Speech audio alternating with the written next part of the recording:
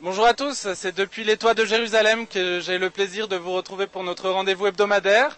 Alors au sommaire de notre émission, les cérémonies du souvenir. Cette semaine marquait une année depuis le déclenchement du conflit contre le Hezbollah selon le calendrier hébraïque. Et puis dans les territoires palestiniens, Tsahal continue ses opérations tandis que l'aide au nouveau gouvernement palestinien s'organise. Enfin dans l'affaire Katsav, rebondissement, les charges de viol qui pesaient contre l'ancien président ont été levées. Mais commençons tout de suite notre magazine, une semaine en Israël. Il y a un an, 8 soldats israéliens qui patrouillaient le long de la frontière libanaise périssaient dans une attaque du Hezbollah. 2 autres étaient enlevés, c'était le 16 Tammuz 5766, le 12 juillet 2006. Un an plus tard, le pays commémore ses 119 soldats tombés au combat et ses 36 civils tués sous le feu des Katyusha. Le conflit allait laisser une cicatrice béante dans le paysage politique et la société israélienne, une cicatrice qui se referme à peine. Au cours de toute la journée de lundi, des cérémonies ont eu lieu dans tout le pays. Familles, rescapés et responsables politiques étaient présents.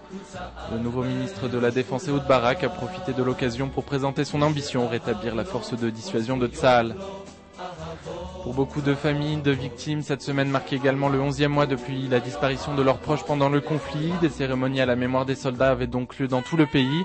InfoLive TV rendait hommage à Michael Levin et Johan Zerbib. L'un est américain, l'autre français. Tous les deux sont morts au combat dans l'uniforme de Tsahal pour la défense d'Israël. Dans les territoires palestiniens, l'aide au président Mahmoud Abbas et à son nouveau gouvernement s'organise.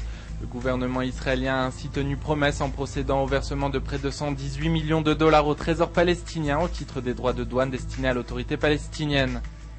La libération de 250 prisonniers du Fatah en signe de main tendue, Abbas prend du retard. Le dossier qui devait être abordé dimanche en Conseil des ministres a été repoussé. La liste des prisonniers reste à établir. En visite en France, Tzipi Livni a réitéré la promesse de libération.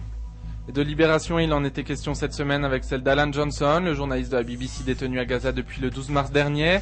Sa libération a été obtenue au terme d'un accord entre les ravisseurs du reporter britannique et le Hamas d'Ismaël Haniyeh.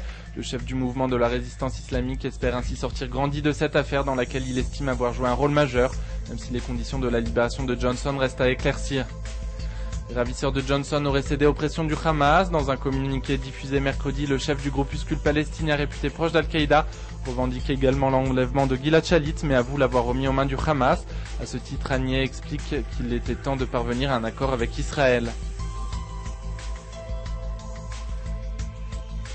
Et puis rebondissement dans l'affaire Katsav, les charges de viol qui pesaient sur l'ancien président ont été levées au terme d'un accord avec le procureur d'État Meni Mazouz, lui évitant ainsi de passer en justice.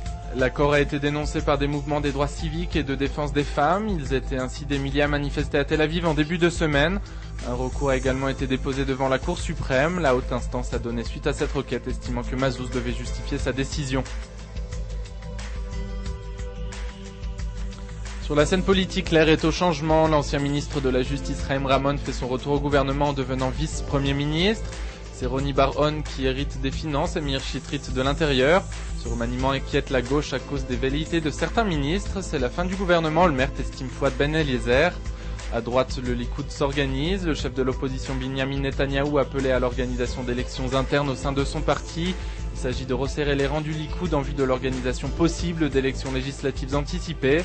Son principal adversaire pour la direction du parti reste Sylvan Shalom. Cette semaine, nous faisions un gros plan sur l'Alia, où en est l'immigration des Juifs de la diaspora vers Israël. Au micro d'InfoLive TV, le ministre de l'intégration Zeev Boim revient sur le succès de l'intégration des nouveaux immigrés dans la société israélienne. Il soulève en revanche le problème de l'immigration elle-même, une source qui semble se tarir de l'aveu du ministre.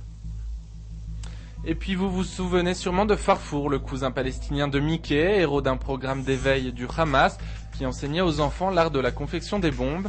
InfoLive TV a le malheur de vous annoncer que Farfour est mort victime de la barbarie israélienne. Dans une mise en scène scabreuse, la marionnette se fait poignarder par un homme déguisé en israélien pour la dernière de l'émission. Des nouvelles du secteur high-tech. Au rythme de la croissance du secteur fleuron de l'économie israélienne, 320 000 travailleurs en plus seront nécessaires d'ici à 2015, a prédit Elisha Yanai, président de l'association des industriels de l'électronique. Il préconise ainsi des efforts supplémentaires de la part du ministère de l'Éducation dans ce domaine. Enfin, comme chaque semaine, toutes nos pensées vont aux 3 soldats retenus à Gaza et au Liban, Ehud Goldwasser, Eldad Regev et Gilad Shalit. Voilà, c'est tout pour cette semaine. Quant à moi, j'aurai le plaisir de vous retrouver la semaine prochaine. En attendant, bon week-end à tous, en direct de Jérusalem.